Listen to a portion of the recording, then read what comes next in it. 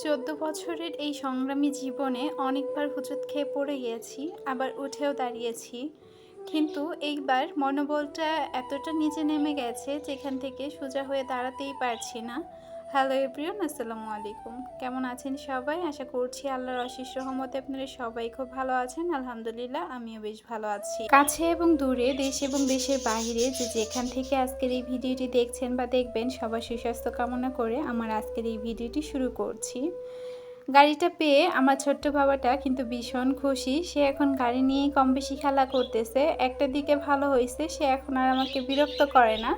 তো ক্যামেরা বন্দি করছিলাম তাকে, সে বুঝতে পেরে একটা লাইক দিয়ে দিল। আর আমি চলে গেছি আমার বাসায়, 10 জনের নতুন সদস্য এনেছি আমি, তো তাদেরকে আনার জন্য। তো এটা হচ্ছে আমি যাচ্ছি হচ্ছে আমার মামা বাড়িতে, মানে আমার নানু বাড়িতে। তো ওখানে যাওয়ার পথে যেহেতু বৃহস্পতিবার ছিল, বাজারের দিন ছিল, তো এদিকে দেখেন ছাত্ররা ট্রাফিক সামলাচ্ছে। আর এই জায়গাটা বাজারের দিন হলে, যেহেতু 2টা দিন আমাদের এইখানে হাট বসে, এত বেশি জ্যাম থাকে। তারপরে আলহামদুলিল্লাহ আজকে বেশ ভালোই ছিল, যেহেতু ছাত্ররা দায়িত্ব নিয়েছে। তো আজকের ছাত্ররা আগামী দিনের ভবিষ্যৎ, এটাই তার বাস্তব প্রমাণ। তো অনেক শিক্ষার্থীরা আছে যারা রাস্তা পরিষ্কার করছে, এটা আমাদের এদিকেও হয়েছে। তো আমাদেরটা যেহেতু গ্রাম এলাকা, আর এটা হচ্ছে বাজার সাইড, তো বাজারটা বেশ জমজমাটি হয়, কিন্তু অনেক এলাকা থেকে এসে দেখা যাচ্ছে এই বাজারে বাজার করে। আর বাজার থেকে আমার মামা বাসায় যেতে মাত্র 1 মিনিটও লাগে না অটোতে। তো আমি কিন্তু প্রায় চলে এসেছি। তো এখন হচ্ছে অটো থেকে নেমে পড়ব। এই যে আমি নেমে পড়েছি, আর রাস্তা থেকে এই যে আমার নানুর বাড়ি যাওয়ার যে রাস্তা, এটা কিন্তু ইটের সোলিং। এটা বাসার যারা যারা আছে তারা মিলেই কিন্তু বানিয়েছে কয়েকটা বাসায়। তো আমার মামার বাসার অবস্থা কিন্তু খারাপ না, আপনারা দেখলেই বুঝতে পারবেন। তো আজকে আপনাদের সাথে আমার মামা বাড়িটা শেয়ার করে দিলাম। আর কিছু দেখাই বা না দেখাই, কখনো কোথাও যাওয়ার ভিডিও বা কোথাও খাওয়ার ভিডিও এইসব তো আর আপনাদের সাথে শেয়ার করতে পারি না, কারণ আমার সেরকম কোনো ওয়ে নেই। আর এই যে দেখতে পাচ্ছেন, এটা হচ্ছে গরুস্থান। বর্ষার জন্য কি একটা অবস্থা। তো এখানেই কিন্তু আমার নানু, আমার বড়মা, আমার বড় বাপ সবাই শায়িত আছে। আর এই তো এটা হচ্ছে যেটা দেখালাম শুরুতে, এটা হচ্ছে আমার ছোটোর মামার বাড়ি, আর এটা হচ্ছে আমার বড় মামার বাড়ি। তো আলহামদুলিল্লাহ ওনারা ওনাদের পজিশন থেকে কিন্তু বেশ ভালো আছে। আমার মামা হচ্ছে দেশের বাইরে থাকে। আর এর আগে যে বড় বাড়িটা দেখেছেন, এটা আমার মার কাকার বাড়ি, ছোট কাকা সবার, তার বাড়ি।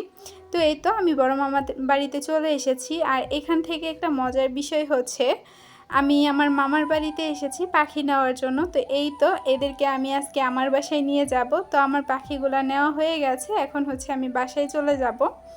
তো বাসায় এসে তাড়াহুড়া করে এই যে দেখতেই পাচ্ছেন লতা কুটে নিচ্ছি। আজকে লতা দিয়ে হচ্ছে শুটকি মাছ রান্না করব। আপনারা যারা যারা আমার ভিডিও দেখছেন, ভিডিওতে একটা লাইক দিতে ভুলে গিয়ে থাকলে প্লিজ একটা লাইক দিয়ে দিবেন।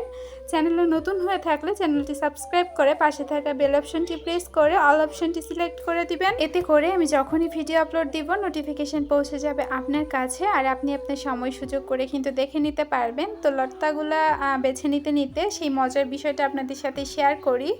আমার কাছে কিছু কিছু গাছ আসলে হচ্ছিল না, সেই কারণে আমি আমার মামিকে কিছু কিছু গাছের ডালপালা দিয়ে এসেছিলাম, মামি আপনি লাগান। কিন্তু ওনার কাছে মাশাআল্লাহ গাছগুলো এত বেশি সুন্দর হয়েছে, যদিও আপনাদের সাথে সময় স্বল্পতার কারণে আমি শেয়ার করতে পারিনি, তবে আর একদিন গেলে আমি অবশ্যই শেয়ার করব। তো যেই গাছগুলো আমি বাঁচাতে পারিনি, সেই গাছগুলো মামির কাছে বেশ সুন্দর হয়েছে। তো সেখান থেকে হচ্ছে আমি একটা পাতাবাহারের ডাল এবং হচ্ছে স্পাইডার প্লান্ট নিয়ে এসেছি। সেটা পরবর্তী ভিডিওতে অবশ্যই আপনাদের সাথে শেয়ার করব। তো আমার লতাগুলো কিন্তু বাছা হয়ে গেছে। তো সবগুলো বাছিনি, অর্ধেকের বেশি অর্ধেকটা বেছেছি, আর কিছুটা হচ্ছে ফ্রিজে রেখে দিছি। আর লতা বাছতে গিয়ে হাতের অবস্থা তো 12টা, সেটাই দেখছিলাম। তো লতাগুলো কয়েকবার ভালোভাবে ধুয়ে তারপর হচ্ছে আমি সেদ্ধ করতে বসিয়ে দিব। এবার আসি শুরুর দিকে যে কথাটা বলেছি, আপনারা অনেকেই বলেছেন যে আপু কারোর জন্য ভিডিও দাও, অফ করো না, প্রতিদিন ভিডিও দিয়ে যেও। আপনাদের কাছে সত্যি আমি অনেক বেশি কৃতজ্ঞ। আপনারা যদি আমার এই মনোবলটা না বাড়াতেন, বিশ্বাস করেন আমি হয়তো ভিডিও দিতাম না। আপনাদের সুন্দর সুন্দর কমেন্টগুলো আমাকে পরবর্তী একটা ভিডিও বানানোর জন্য অনেক বেশি মোটিভেট করে। আর ভিডিওটা আসলে একটু একটু শ্যুট করেছিলাম, ভেবেছিলাম দিব না, কিন্তু বিশ্বাস করেন পরবর্তীতে মনে হলো আমার অনেক আপুরা তো আমাকে ভালোবাসে, কেন যারা আমাকে ঘৃণা করে তাদের জন্য কেন আমি আমার সেই আপুদের কষ্ট দিব, সেই কারণেই হচ্ছে ভিডিও রেডি করছি। যদিও বা আমি জানি না ভিডিও কোয়ালিটি আপনাদের কাছে কেমন লাগে, যদিও বা এলোমেলো, আগের মতো এনার্জি নিয়ে আসলে ভিডিও শ্যুট করা হয় না, যার কারণে একটু উল্টাপাল্টা হতে পারে। আর ভয়েস দিতে গেলে তো সবসময় জড়তা চলে আসে। এদিকে হচ্ছে কারেন্টের চুলায় আজকে রান্নাটা বসিয়ে দিয়েছি। তো আগে হচ্ছে পেঁয়াজ, রসুন এবং শুটকি মাছগুলো আমি একটু ভেজে নিব। যখন হচ্ছে শুটকি মাছগুলো ভাজা হয়ে যাবে ঠিক ওই সময় হচ্ছে আমি মশলা দিয়ে দিব। তো শুটকি মাছটা কিন্তু অল্প মশলায় বেশ মজা লাগে, যেহেতু শুধুমাত্র লবণ, হলুদ এবং মরিচের গুঁড়া দিয়েই আমরা রান্না করি, তারপরও কিন্তু এটার টেস্ট আলহামদুলিল্লাহ অনেক ভালো আসে। তবে আজকে যে আমি তরকারিটা রান্না করেছিলাম সেই তরকারিটা খেতে এত বেশি মজা লেগেছে যেটা আসলে আপনাদেরকে বলে বোঝাতে পারবো না। কার কাছে কেমন লেগেছে জানি না, বাট আমার কাছে অসম্ভব মজা লেগেছে। তো যাই হোক, ওই যে বললাম আমার রান্নার হাতে গড়ি কিন্তু আমার নানুর কাছ থেকে, তবে অনেক কিছুই কিন্তু নিজে নিজে শিখেছি, সব কিছু যে নানুর কাছ থেকে এমনটাও না, তবে ওনার যেই দিকটা উনি ফলো করেন আমি সেইভাবেই কিন্তু ওনাকে ফলো করে রান্না করেছি। তো আলহামদুলিল্লাহ আমার রান্নার হাত আপনারা দেখে কি বুঝতে পারছেন আমি জানি না, বাট অনেক কিছুই দেখা যাচ্ছে রান্না করতে গেলে থাকে না, আমরা যেহেতু নিম্ন মধ্যবিত্ত। আর আমি তো কয়েকদিন আগেই আপনাদেরকে বলেছিলাম আমার ঘরে হচ্ছে কোনো কিছুই নাই, আমি ধার করে এনে এনে চলতেছি। যদি বাজার করি তখন অবশ্যই আপনাদের সাথে শেয়ার করব, যেহেতু সামনে হচ্ছে মাসকাবারি বাজার করব। এদিকে হচ্ছে চুলার মধ্যে তরকারিটা বসিয়ে দিই, আমি যে থালাবাটিগুলো ছিল সেইগুলো একটু মেজে নিচ্ছি। আমার যেহেতু দুইটা বেবি আছে সেই কারণে আমার থালিবাটির অংশটা একটু বেশিই হয়। আবার আমরা মানুষ যেহেতু 8 জনের একটা পরিবার, সেহেতু তো বুঝতেই পারছেন যে আমার উপর দিয়ে আসলে কি যায়। মাঝে মধ্যে ইচ্ছে করে সব কিছু ছেড়ে ছুড়ে দিয়ে কোনো জায়গায় গিয়ে বসে থাকি, কিন্তু তারপর কোথাও গেলেও শান্তি নেই। আমি যদি আমার বাবার বাড়িতেও যাই আমার বিশ্বাস করেন আমার ওইখানে থাকতে ইচ্ছে করে না। যতই কষ্ট হোক না কেন আমি আমার সংসারে রাতটা নিশ্চিন্তে ঘুমাতে চাই। কারো বাসায় গিয়ে আমার কেন জানি না ঘুম আসে না, আমার কেমন জানি একটা লাগে, আর মনে হয় কখন বাসায় যাব। তো এই চিন্তা করে আর কোথাও বেরোই না, আপনারা তো জানেন। তো সেই আমার চাচা মারা গিয়েছিল, তখন হচ্ছে দেখতে গিয়েছিলাম, তো সেইখানে গিয়ে আমি 1-1.5 ঘন্টা সময় মনে হয় দিতে পারিনি, আমি আবার চলে আসতে হয়েছিল আমাকে। এরপরে আর যাওয়া হয়নি, তবে একটা প্রয়োজনে যেতে হবে, যদি যাই অবশ্যই আমার বাবার বাড়িটা আপনাদের সাথে শেয়ার করব যে আমার বাবার বাড়িটা কেমন। আপনাদের সাথে কথা বলতে বলতে আমার তরকারিটা কিন্তু হয়ে গেছে। আর আমরা যেহেতু শুকনো খাবার আসলে আপনাদের ভাইয়া পছন্দ করে না, যার কারণে একটু ঝোল ঝোল রাখি। তো চুলাটা এখন গরম আছে, এই অবস্থায় চুলাটা বন্ধ করে দিয়েছি। আর একটু পানি হচ্ছে টেনে যাবে, মানে একদম গামাখামা হবে এরকম।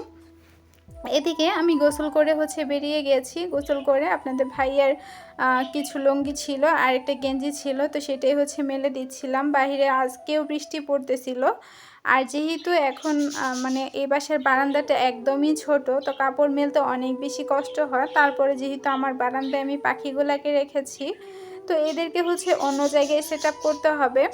তো এখন চলে এসেছি যে থালাবাটিগুলো ক্লিন করে নিয়েছিলাম সেইগুলো র্যাকের মতো গুছিয়ে রাখতে। আগে তো একটা জায়গায় সব কিছু ছিল, এখন তো ছড়িয়ে ছিটিয়ে।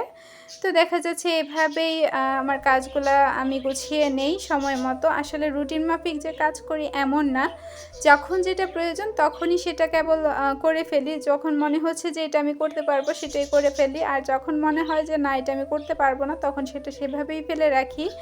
এতে আমাকে কে কী ভাবলো না ভাবলো সেটা আমার দেখার বিষয় না, কারণ আমি যখন অসুস্থ থাকি কেউ এসে জিজ্ঞাসা করে না কি হয়েছে। তো সেটা ভেবেই হচ্ছে নিজেকে অনেক সময় সান্ত্বনা দিই, আবার নিজের কাজ করতে শুরু করি। তো আমি যেহেতু অসুস্থ আর আমার মাও আমার সাথে আছে, তো উনি যেহেতু আমাকে সাহায্য করেন না, আমি গোটা পৃথিবীর কাছে সাহায্য চাইলেও কিন্তু পাবো না। এদিকে টেবিলটা একটু ক্লিন করে এখন চলে এসেছি ভাত বসানোর জন্য। তরকারিটা আগেই রান্না করেছিলাম, করে হচ্ছে আমি গোসল করে এরপর হচ্ছে ভাতটা বসাচ্ছি। আর ভাতটা বসাতে বসাতেই কিন্তু প্রায় 12টার পরে বেজে গিয়েছিল, মানে 12টার বেশি বেজে গিয়েছিল। তো ভাতটা হতে মিনিমাম 30 থেকে 35 মিনিট সময় লাগবে। তো এর মধ্যে ভাতও হয়ে যাবে আর আমার অন্যান্য যেই কাজগুলো আছে সেইগুলোও হয়ে যাবে। আমি জানি আমার কাজগুলো প্রতিনিয়ত একঘেয়েমি হয়ে যাচ্ছে, একটু কষ্ট করে দেখে নেবেন। ভিডিওটা কেমন লেগেছে ছোট্ট একটা কমেন্টের মাধ্যমে কিন্তু জানিয়ে দিবেন। ভালো লাগলে ফ্রেন্ড অ্যান্ড ফ্যামিলির মাঝে কিন্তু আমার ভিডিও লিঙ্কটা শেয়ার করতে পারেন। তো আজকের মতো এখানেই বিদায় নিব, কথা হবে পরবর্তী ভিডিওতে। সেই পর্যন্ত সবাই ভালো থাকবেন, সুস্থ থাকবেন, আমাদের জন্য দোয়া করবেন। আল্লাহ হাফিজ, আসসালামু আলাইকুম।